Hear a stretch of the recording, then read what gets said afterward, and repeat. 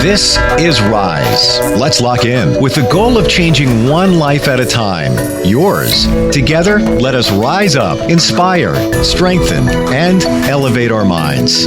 It's time to rise on the voice of Nassau Community College, 90.3 WHPC. Hello, my name is Dr. Saren Haran, and welcome to Rise. Today we're going to talk about rediscovering what makes life worth living. Dr. Sheila Patel was born in Kenya, went to Zambia, where she completed high school, next to the United Kingdom to pursue higher education. After completing her medical school in St. Andrews, Scotland, and Manchester, England, she came to live in America at the age of 26 years old. After completing her 5-year training in adult and child psychiatry in Augusta, Georgia, she has had her private practice in Valdosta, Georgia. She was a licensed practicing psychiatrist for over 25 years, working with children and adults. She chose to retire at the age of 51 years old, and she is the author of 3 books. She is passionate about helping others, leaving a legacy behind while giving others hope.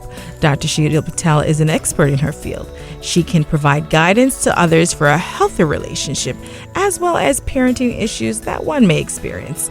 Today, she has dedicated herself to helping others, discussing ways to stand up for oneself and fight and rise. She is here today to share her journey to being a psychiatrist, share the importance of mental health, and how we can help ourselves and others rediscover a life worth living for. Dr. Sheila Patel, welcome to Rise here on the voice of Nassau Community College, 90.3 WHPC. Thank you so much for having me on your show. I feel honored that you invited me. It's my pleasure. Now we're going to go right into the program. Now, you've been a licensed psychiatrist for many years. What made you decide on this career path, if I may ask? When I was going through training in medical school, I came over from England to America because my parents had already immigrated here. I loved children, so I wanted to go into pediatrics. So I was doing an externship in pediatrics, but all that included was baby well checks, immunizations, crying babies, parents just being distraught over what's going on with their children. And I got to spend a couple of weeks with a child psychiatrist. And it's like something just clicked with me. I just loved that field. I loved being able to talk to the kids. I loved being able to help them maneuver. Children are so moldable. And so I felt like I could make so much more of an impact. And then it's so amazing that it was until I was writing my books that I really put it all together, that one of my friends had tried to commit suicide at the age of 16, and she survived, thank God. And then I had a friend who went through medical school who had a really bad bipolar disorder. After 7 years of going through medical school, he had to drop out, but he became an accountant. He's a functioning adult. And I really felt like getting to the mental health and being able to help people the right way, they can still live and lead a productive life. And so I think the stars were all lined up for me to go into this field. Wow, that's an amazing story. Now, you were born in Africa. Share with us, how was that experience? And as you know, I want you to talk about how was it being a girl, per se, growing up in your country? Well, Kenya is a very interesting country, but I was basically brought up in an Indian community. I went to an all-Indian girls' school. And so I was surrounded by women and girls. We had contact with the local residents, the Kenyans, and we spoke some Swahili with them. Mm-hmm. But as far as the interactions I had was when we would have a flag day, we did programs together. I was part of Girl Scouts, and we were able to interact. But my main thing was that being an Indian girl, like in so many cultures, girls are seen as a second-class citizen. And that is no different with Indians. If anything, it's worse, because when an Indian girl is born, problem is that they see her as an almost a not an obstacle, but more of a baggage, because you have to have a dowry, even though dowry has been, Wow. disbanded in India, it's still a very common custom. Right. And so the parents are always fretting. My father was a very forward thinking man, thank God. And he really appreciated the education. We were three girls, there were no boys in the family. And all three of us got to have a high university education. We all have careers. And I was very lucky that my father really pushed us into schooling and getting an education. But the stigma of being a girl, especially being a third girl, has an impact on your life and how you look at things going forward. And that's why it's going to be very interesting to talk about what I have done in my life and why I am such an advocate for girls to push through whatever obstacles come your way and what you have been raised up in and what messages you've got from childhood to get past those. Absolutely have to agree with you. Now, I am sure you are the woman today because of your culture and it helped to shape you.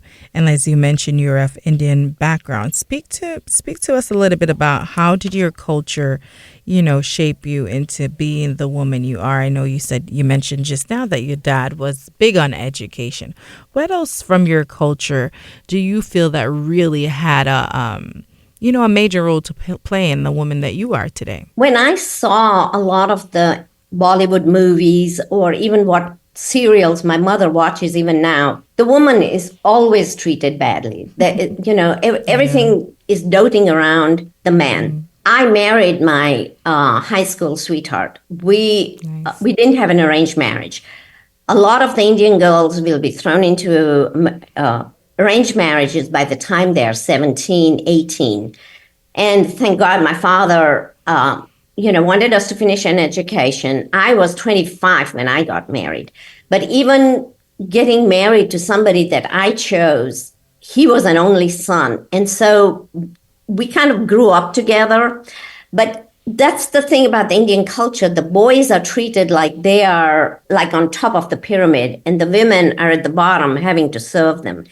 And so that was a fight inside of me that was always there. And then when you grow up in Indian culture, you're always supposed to respect your adults. You're supposed to always not talk back. You're always supposed to help out.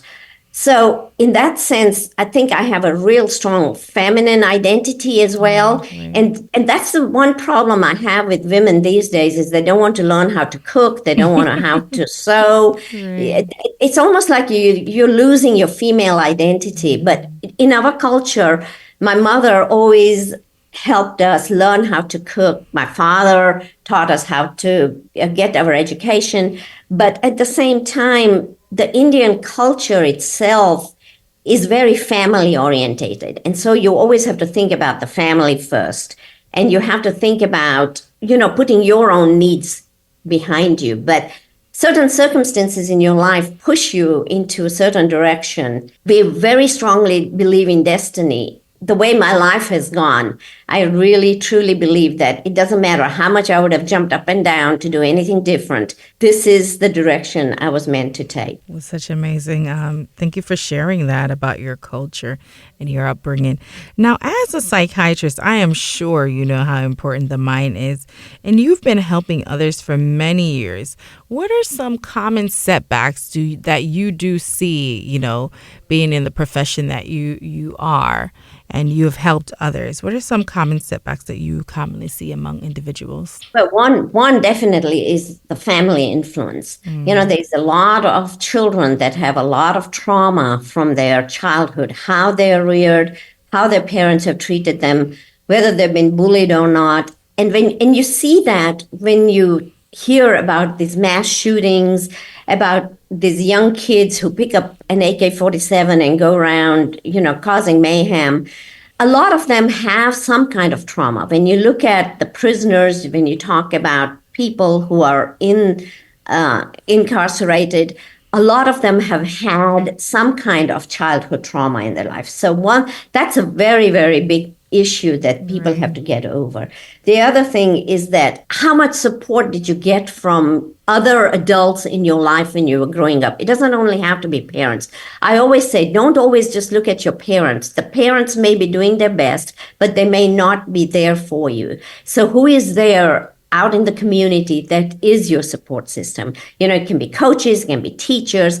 For me, I love to swim, and I had an English teacher that would take me swimming because I was 12, 13 years old and didn't know how to swim. And before school started, she would take me and this other girl.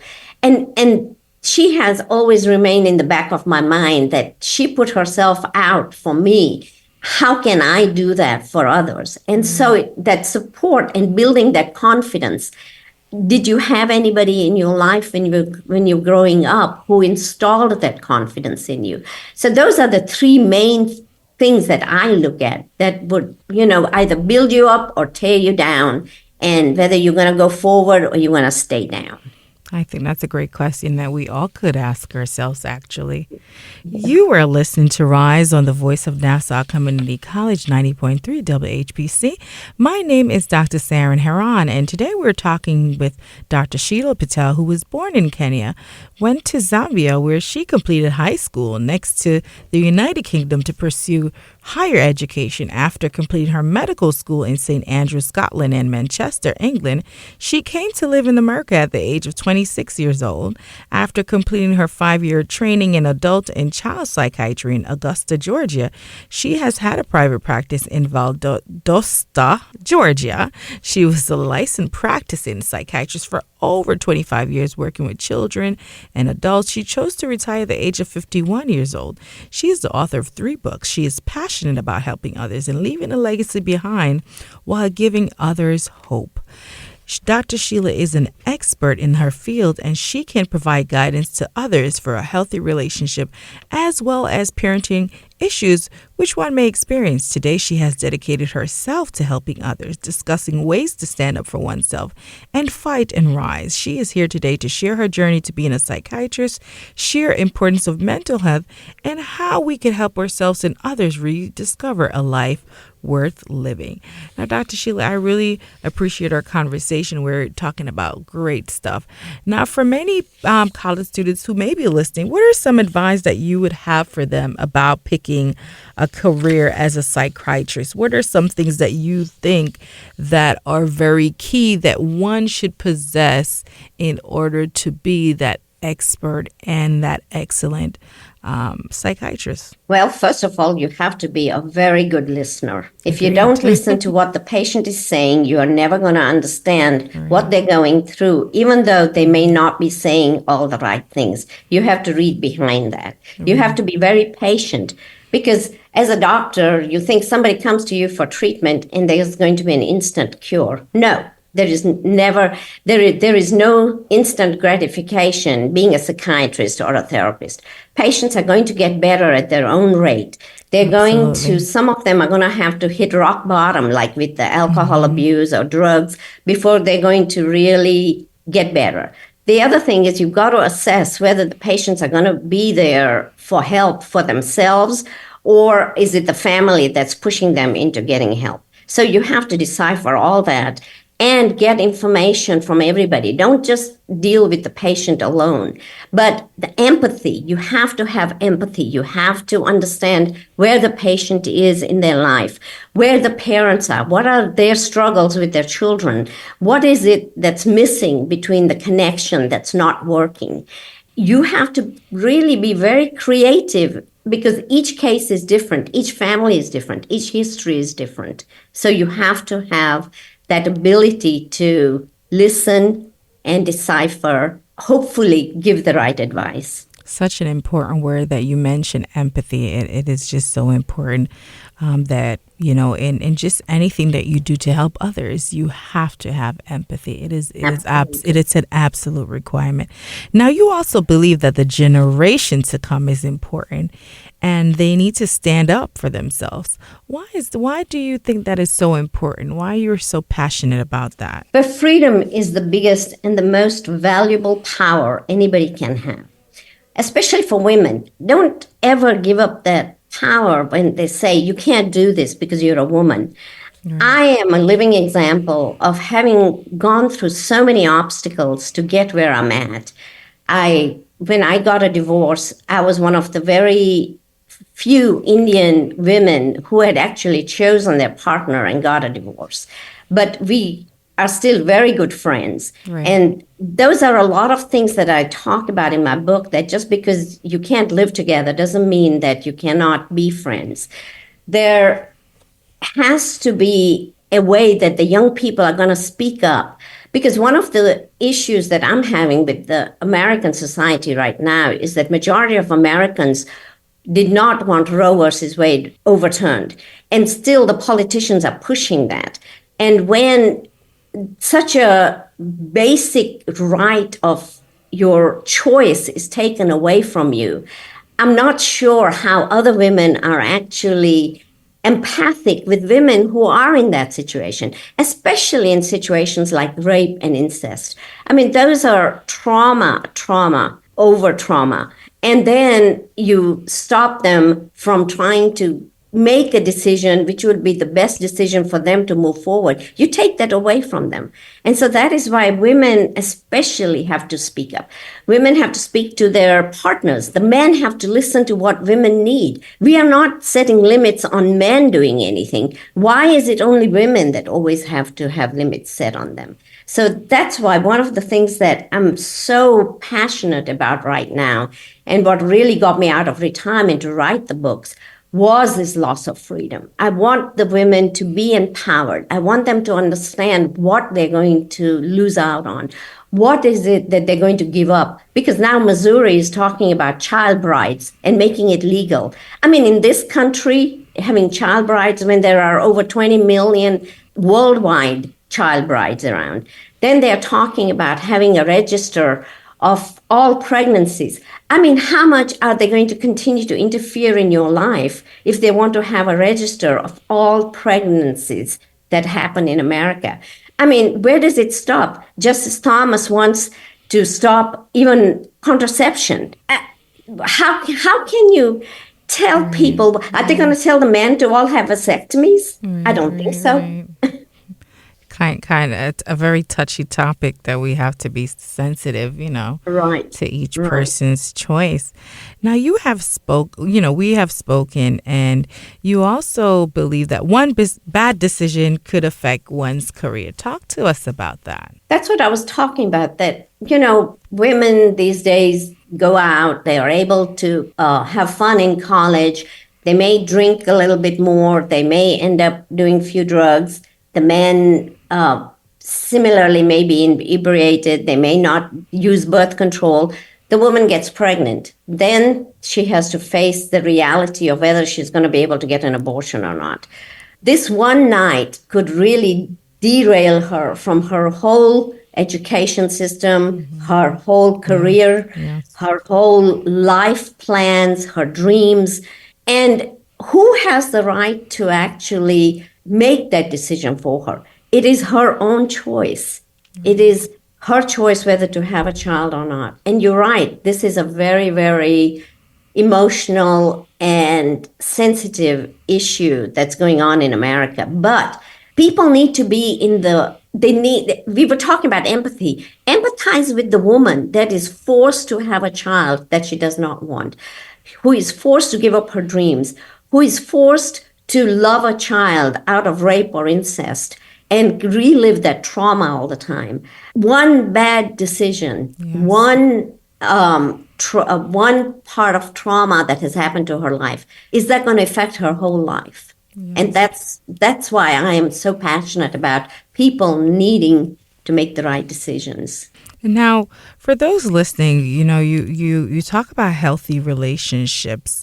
And what does that look like for our college students and listening audience? What do you consider a healthy relationship? The first thing is they have to have mutual respect. Yes. They have to listen to each other. They have to take care of each other. It isn't just a matter of the woman, going out on dates and the man paying. There should be some equality. There should be some kind of, if they're cohabitating, they have to share the workload. They should not make their partner everything, because when the relationship breaks up, then there's devastation, then they get all upset and depressed and anxious and angry. So they have to have other support system and other friends as well.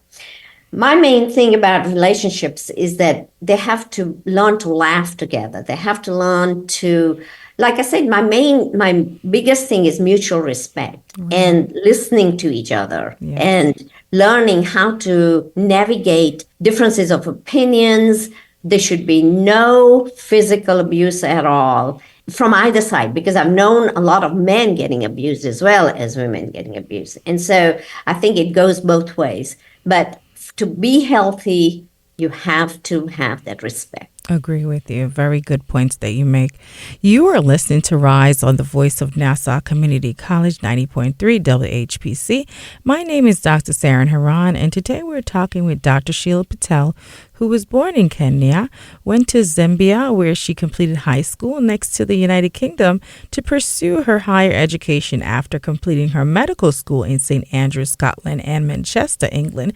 She came to live in America at the age of 26 years old after completing her 5-year training in adult and child psychiatry in Augusta, Georgia.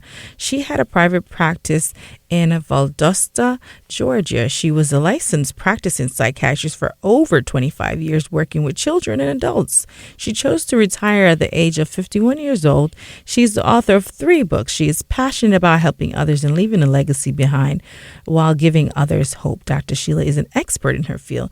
She can provide guidance for others for a healthy relationship, as well as parenting issues that one may experience. Today, she has dedicated herself to helping others, discussing ways to stand up for oneself and fight and rise. She is here today to share her journey being a psychiatrist, share her importance of mental health, and how you can help ourselves and others rediscover a life worth living. Now, Dr. Sheila, as we talked about great tips about relationship, we talk about your journey to becoming who you are. You wrote 3 books, and this was during the pandemic. Share the title of the books, and quickly, what are the critical elements in these books that you believe will be valuable to someone to get these books? Well, all 3 books are available on Amazon. And the first book I wrote was Us Unhinged. And the reason why I started writing that was because in 2018, so much of the media was focusing on Me Too. And I wanted the Me Too movement to be talked about from both the male and the female side. And I also wanted the females to understand all the repercussions and consequences of the Me Too movement. A lot good came out of that, and hopefully a lot of the corporations worked on it, but most of the information in that is about Me Too movement, the relationships, the sexual behaviors, what bonds men and women. But main thing was hope for women and society at large. And then why men stay single, because I wanted to focus a lot on relationship issues. The second book, it's called Us.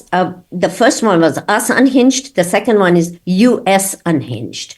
And U.S. Unhinged was mainly talking about changing the culture, the mass shootings, the Black Lives Matter, the reproductive health choice, the gun control, child development and parenting, raising confident children. And this happened during the pandemic. So I was able to talk about what's going to happen with all the problems we were having during the pandemic and what was going to happen with the mental health. And sadly, a lot of what I had predicted did come true. Right. The third book I wrote was U.S. Fractured, which was after the January 6th, when I was so upset with the assault on the Capitol Hill. Right. But then when Roe versus Wade got reversed, then the loss of freedom just came about. And so the U.S. Fractured is about the losses of freedom, the consequences, and the pandemic after the vaccination. So it was kind of rounding up from the other book. Wonderful. Sound like great books. Now, if you could leave one last advice for our listeners about living that life worth living, what would that last advice be? Smile more. A lot of people have forgotten to smile because they're upset, they're angry, they sweat the small stuff, they're listening too much to the negative news. They tend to focus in on social media rather than communicate. Reach out to people. Talk to people more. Go back to your families. The older generations have so much to teach you.